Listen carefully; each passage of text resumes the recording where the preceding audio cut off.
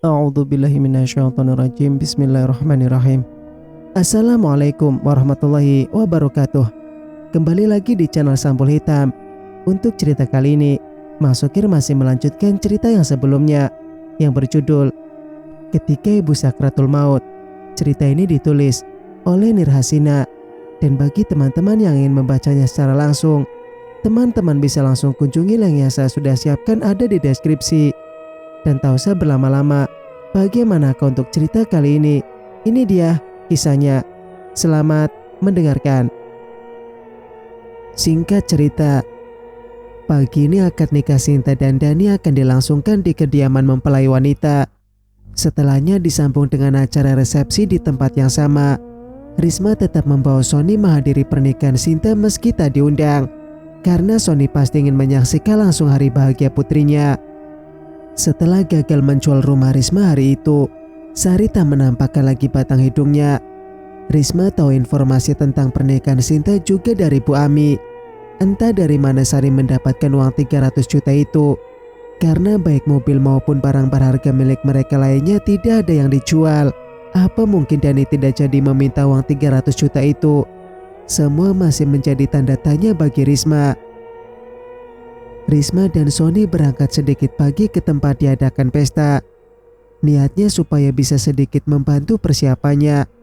Mereka hanya pergi berdua karena anak-anak Risma menolak untuk ikut. Jam 7 tepat mereka sudah sampai di lokasi. Tempat ini masih sepi karena memang belum ada tamu yang datang. Risma melenggang masuk seraya mendorong kursi roda Sony. "Ngapain kamu bawa dia ke sini? Bikin malu aja." Risma yang baru datang bersama Sony langsung mendapatkan sambutan dari Sari. "Bang Sony ini ayah kandungnya Sinta. Meski tidak bisa menjadi wali, setidaknya izinkan dia menyaksikan langsung pernikahan putrinya," saut Risma mengiba.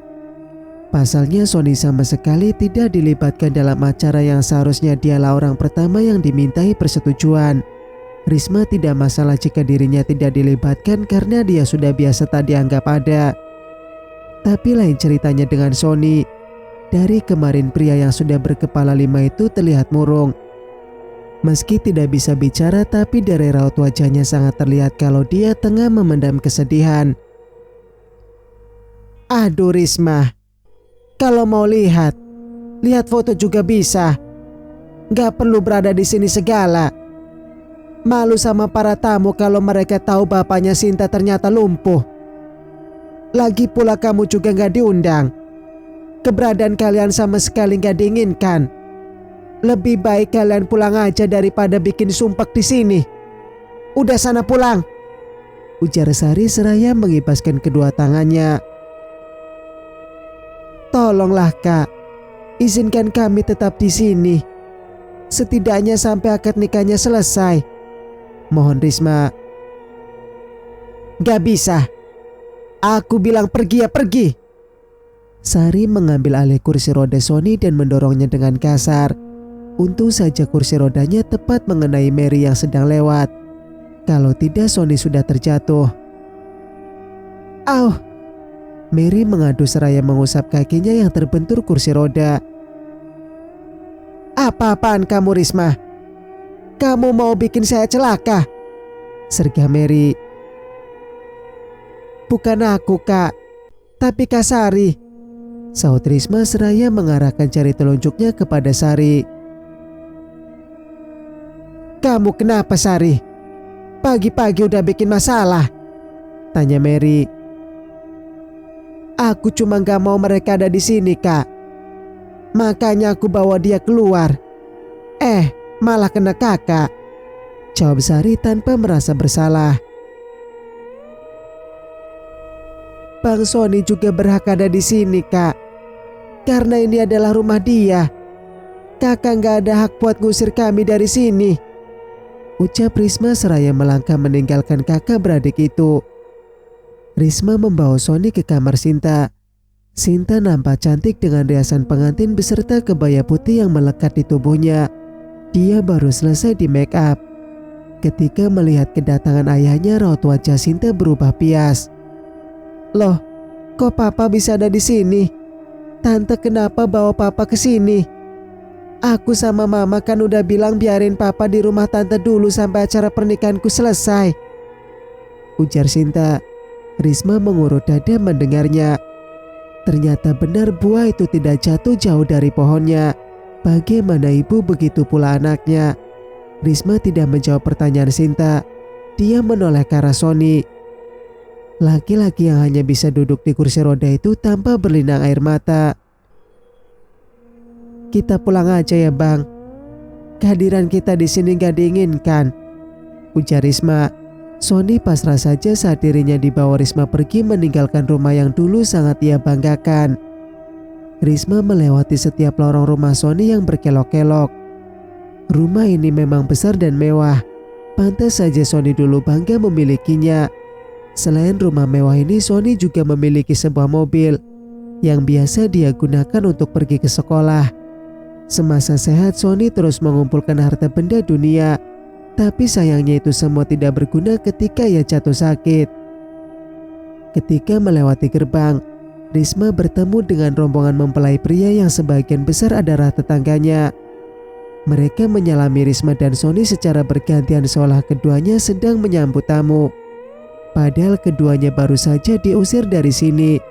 Dari tamu yang datang tak sedikit yang merasa iba melihat keadaan Sony.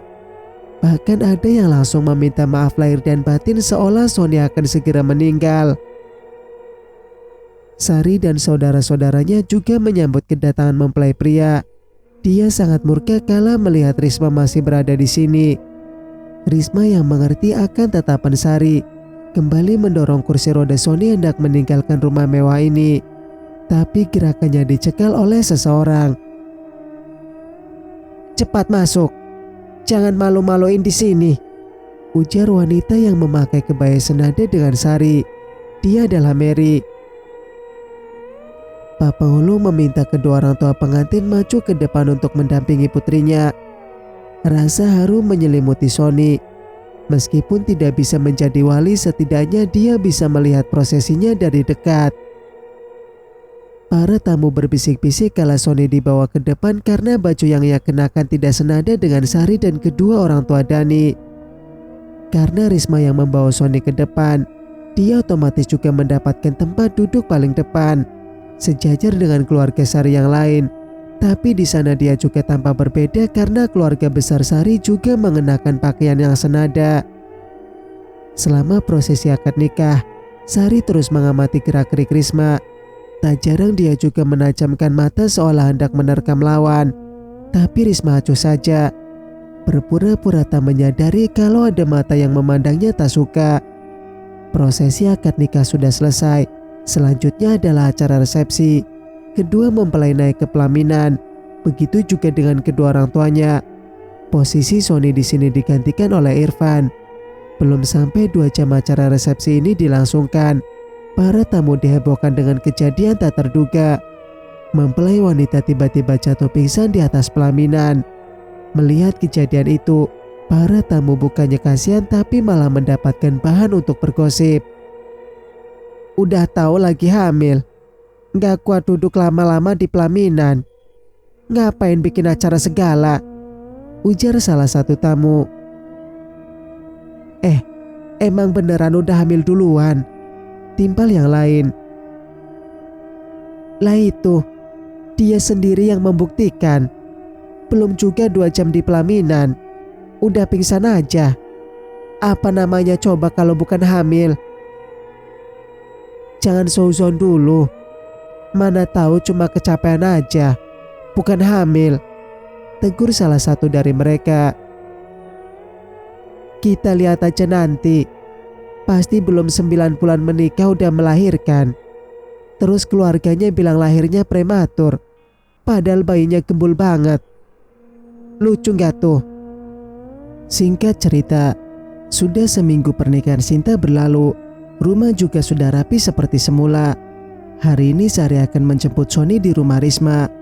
Sebenarnya dia sama sekali tidak menginginkan keberadaan Sony lagi, apalagi dalam keadaan stroke seperti itu. Tapi dia jengah dengan para tetangga yang terus menanyakan keberadaan Sony. Begitulah hidup di kampung. perhatian sama tetangga nomor satu. Bukan karena peduli, tapi lebih mencari keburukan kawan agar bisa menjadi bahan gosip. Sari pergi ke rumah Risma bersama anak dan menantunya. Sesampainya di sana ternyata Risma sedang menyuapi Sony bubur instan. "Beresin semua barang-barang dia. Kami mau bawa dia pulang," ujar Sari dengan ketus. Tanpa diperintah 2 kali, Risma langsung beranjak. Setelah memberikan suapan terakhir pada Sony, Risma membereskan semua barang-barang Sony tanpa ada satupun yang tertinggal, lalu menyerahkannya pada Sari. Sari memberikan perintah pada menantunya agar membawa Sony masuk ke mobil. Di sana sudah ada Sinta yang tadi menolak untuk turun karena malas kalau harus bertemu dengan mertuanya atau keluarga Dani yang lain. Sudah seminggu menikah tapi belum sekalipun Sinta menginjakkan kaki di rumah mertuanya. Padahal mereka tinggal dalam satu desa. Mobil yang dikendarai Dani beranjak meninggalkan rumah Risma. Risma mengiringi kepergian Sony dengan perasaan campur aduk. Di satu sisi dia senang karena Sony sudah kembali ke rumahnya. Dengan begitu dia tidak perlu repot-repot lagi mengurusnya. Tapi di sisi lain dia merasa khawatir. Akankah mereka merawat Sony dengan baik seperti yang sudah ia lakukan? Sesampainya di rumah, Sony ditempatkan di kamar belakang karena Sari enggan satu kamar lagi dengan suaminya yang stroke. Kalau bukan karena malu, Sari juga enggan membawa Sony kembali ke rumah. Biar saja Risma yang mengurusnya selamanya. Pastilah tidak mudah mengurus orang yang terkena stroke. Belum lagi ketika dia buang air besar. Baru juga dibayangkan, hal yang paling ditakutkan Sari kini benar-benar kejadian. Sari menutup hidungnya kala bau busuk itu menusuk indera penciumannya. Isi perutnya kini bagai diaduk-aduk. "Sinta! Sinta!" teriak Sari. "Apaan sih, Mah? Berisik banget, ganggu orang istirahat aja," saut Sinta. "Itu papa kamu BAB. Kamu aja yang bersihin. Mama gak kuat sama baunya." "Kok aku? Mama aja lah.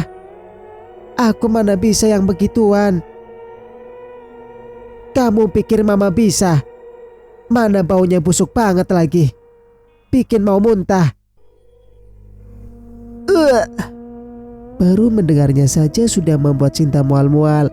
Apalagi kalau dia harus membersihkan kotoran Sony. "Sinta, kamu itu seorang bidan. Seharusnya udah biasa dengan hal yang begituan," ujar Sari. "Tapi sekarang aku lagi hamil, Mah. Masih suka muntah-muntah. Mama aja ya yang bersihin," tolak Sinta seraya beranjak menuju kamarnya. Namun langkahnya dicegat oleh Sari. "Mau kemana kamu? Kita lakukan sama-sama." Akhirnya ibu dan anak itu membersihkan kotoran Sony bersama-sama. Dalam proses itu tak jarang isi perut keduanya memberontak hendak keluar, tapi berusaha ditahan. Barulah ketika semuanya selesai, giliran keduanya yang memuntahkan isi perut mereka. "Kamu pakaikan dia diapres yang baru sana," titah Sari yang terduduk lemas di lantai. Kali ini Sinta tidak menolak perintah ibunya. "Mah, Mama." Baru juga sampai di kamar Sony, Sinta sudah menemukan hal baru. "Ada apa sih teriak-teriak?" saut Sari seraya mendekat ke arah Sinta. "Itu papa pipis di kasur. Semuanya jadi basah," jelas Sinta. Sari benar-benar kesal melihat pemandangan di depan matanya. Mau tidak mau dia harus membersihkan semuanya lagi, termasuk mengganti spray dan baju Sony yang juga sudah basah. Kalau begini setiap hari bukan cuma tenaganya yang terkuras, tapi badannya lama-kelamaan juga akan habis. "Sebaiknya papa kamu gak usah dikasih makan, biar kita gak capek bersihin kotoran," ujar Sari yang langsung disetujui oleh putrinya. "Semoga aja dia cepat mati, jadi gak ngerepotin. Sambung Sari. Sari benar-benar membuktikan ucapannya. Dia tidak memberi Sony makan maupun minum. Namun hari kedua Sony masih buang air besar dan air kecil. Walaupun tidak sebanyak sebelumnya. Di hari ketiga, Sony hanya buang air kecil. Itu pun cuma sedikit. Sedangkan hari keempat Sony sama sekali tidak mengeluarkan apapun. Sari merasa senang karena rencananya berhasil. Karena dia tidak perlu lagi mengurus kotoran Sony. Dan bonusnya dia tidak perlu membeli diapers. Sudut pandang Sony. Aku sangat bahagia saat anak dan istriku datang menjemput. Selama ini aku sudah berpikir buruk tentang mereka. Aku berpikir mereka membuangku. Apalagi setelah kejadian di hari pernikahan Sinta kemarin. Ternyata pikiranku salah. Nyatanya hari ini mereka datang menjemputku untuk kembali ke rumah. Kami akan berkumpul lagi. Risma seperti tak rela melepaskan kepergianku. Aku bisa melihat raut kesedihan di wajahnya.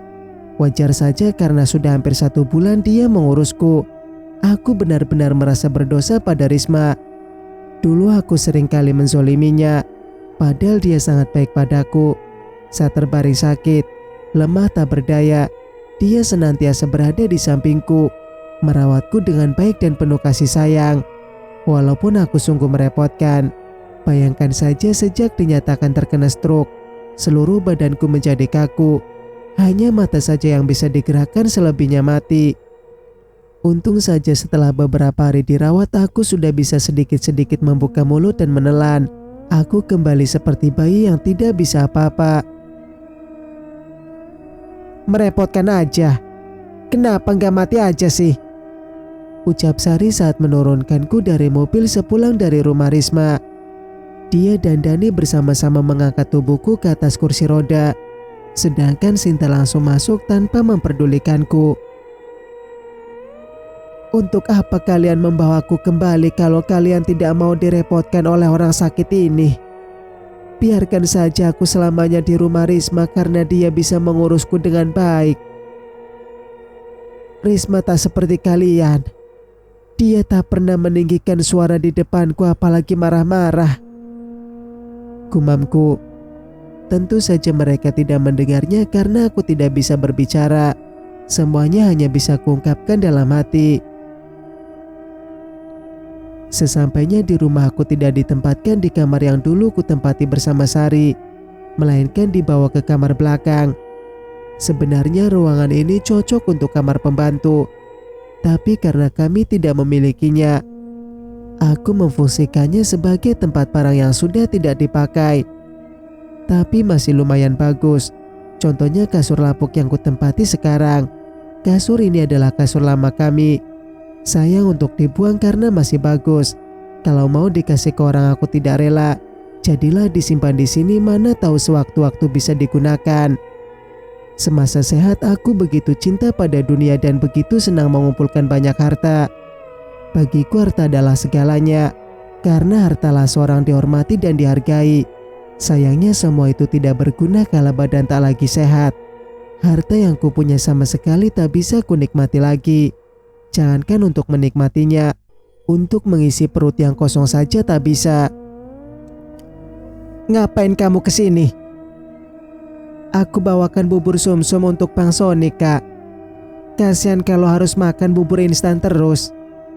Entah mimpi atau memang nyata, samar-samar aku mendengar suara Risma di luar.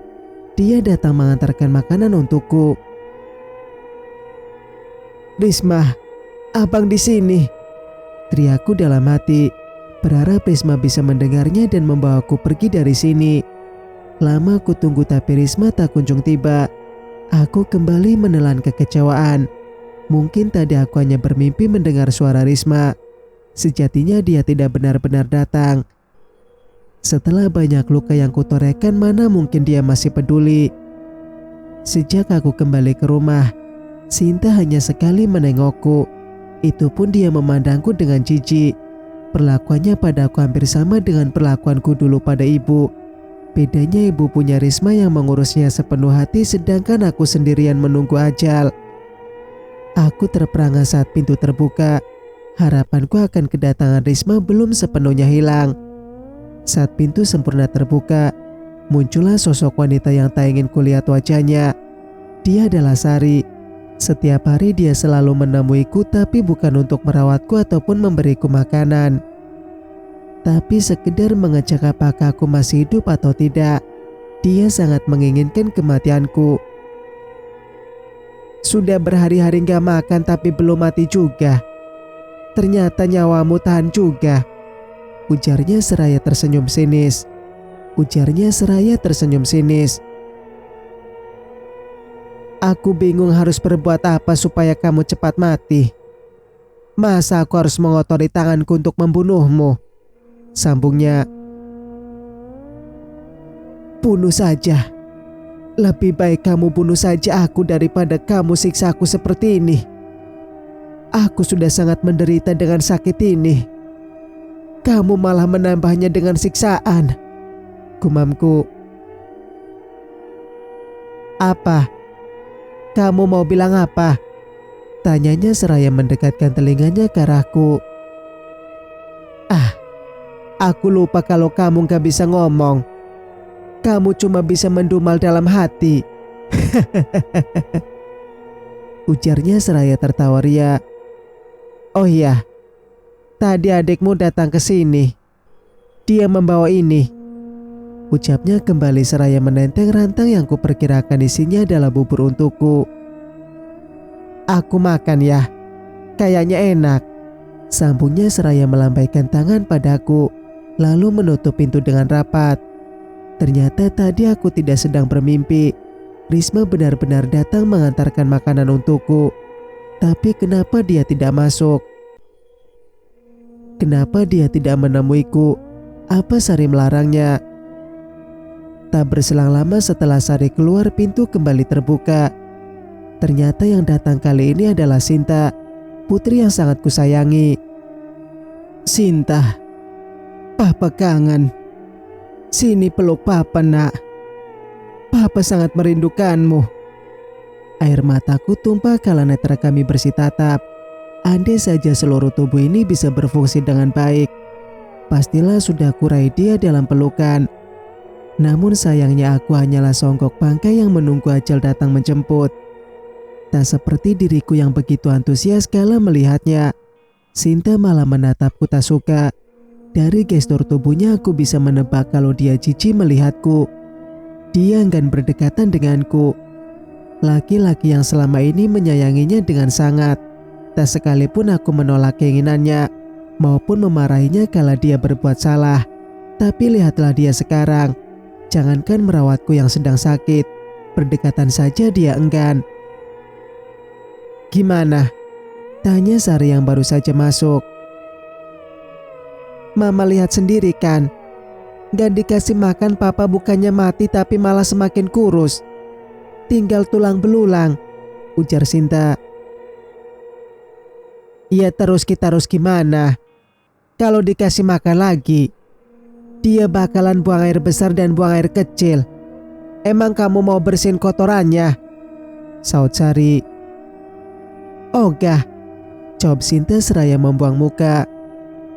Jangan ditanya bagaimana perasaanku kala mendengar percakapan keduanya. Sungguh sakit tak berdarah, mengalahkan nyeri di perut karena kelaparan. Ingin sekali kukatakan pada Sinta, kalau waktu dia kecil akulah yang sering mencebokinya bukan ibunya. Aku tak pernah merasa keberatan karena sayang pada anak. Tapi inikah balasan yang ia berikan? Pernah suatu hari, aku baru pulang dari sekolah. Saat membuka pintu hendak masuk, aku langsung disuguhi rumah yang berantakan dan tinja Sinta yang berserakan di lantai. Anak itu masih asik bermain meski tubuhnya sudah penuh oleh kotorannya sendiri. Kulihat Sari tidur nyenyak di kamarnya. Dia sama sekali tak memperhatikan putrinya apalagi menemaninya bermain. Dengan rasa lelah sepulang bekerja yang belum hilang, aku memandikan anak itu dan memakaikannya baju yang bersih. Setelah itu aku membersihkan lantai, mengepelnya berkali-kali agar bau kotoran yang menyengat segera hilang. Tak lupa aku juga mencuci bersih baju kotor Sinta. Kejadian seperti ini bukan hanya terjadi sekali tapi hampir setiap minggu terjadi. Saat itu Sinta sudah berumur 3 tahun. Dia sudah tidak menggunakan diapers lagi tapi belum bisa ke WC sendiri. Sari seringkali lalai, sehingga terjadi hal seperti itu. Aku tidak pernah merasa keberatan membersihkan kotoran anakku sendiri, meski lelah badan menggerogoti diri. Namun lain halnya dengan Sinta. Sejak aku sakit baru sekali dia mencebokiku. Itu pun dilakukannya dengan kasar, sehingga menyisakan perih. Tak salah pepatah mengatakan kasih sayang orang tua sepanjang masa, sedangkan kasih sayang anak sepanjang kalah. Apa yang Sinta lakukan padaku sekarang hampir sama dengan apa yang aku lakukan pada ibu dulu. Apakah aku telah memberikan contoh yang buruk untuk putriku? Sehingga sekarang aku sendirilah yang menuai akibatnya. Gimana kalau kita bekap aja pakai bantal? Biar dia nggak bisa nafas. Terus mati deh, usul Sari. Aku berharap Sinta menolaknya, bukan karena aku takut mati, tapi aku tidak ingin anakku menjadi pembunuh. Tapi harapanku terbantahkan saat Sinta menyambut hangat usulan dari ibunya. Ah, iya, Mama benar. Kayaknya itu ide yang bagus. Tumben Mama pintar, jawab Sinta sambil cengengesan. Tapi Mah, kalau ketahuan kita bisa masuk penjara loh. Itu kan sama aja kita membunuh Papa, sambungnya. Gak bakalan ketahuan. Toh Papa kamu udah lama sakit. Orang-orang pasti gak bakal menaruh curiga, saut Sari. Sinta tanpa berpikir sejenak, namun pada akhirnya dia menyetujui usulan ibunya. Keduanya meletakkan bantal di wajahku lalu menekannya dengan kuat. Hidung dan mulutku tertutup membuatku kesulitan bernafas. Aku tak berdaya untuk meronta sehingga pasrah saja dengan kelakuan mereka. Kematian sudah berada di depan mata. Beribu sesal menghampiri jiwa. Semasa sehat aku terlalu cinta dunia, sehingga 5 waktu pun tak sempat kudirikan padahal itu tiang agama. Entah siksaan seperti apa yang akan kudapatkan nanti di alam kubur maupun neraka. Mengingat banyaknya dosa yang kulakukan terutama pada ibu dan Risma. Aku telah durhaka pada ibu dan zalim pada Risma. Pada anak dan istriku, aku tidak pernah mengajaknya ke jalan yang benar. Tidak menjadikan diri teladan yang baik bagi mereka. Sehingga kesesatan senantiasa membersamai. Meski yang dibekap hanya bagian wajah, tapi sekujur tubuhku merasakan sakitnya. Sakit yang amat sangat, tiada bandingannya. Seluruh tubuh seperti dikuliti lalu disentak dengan kasar. Masa ini lidahku terasa berat diangkat, padahal aku ingin mengucapkan kalimat Allah. Bersambung, nantikan kelanjutannya di video berikutnya. Mas Sukir pamit. Wassalamualaikum warahmatullahi wabarakatuh.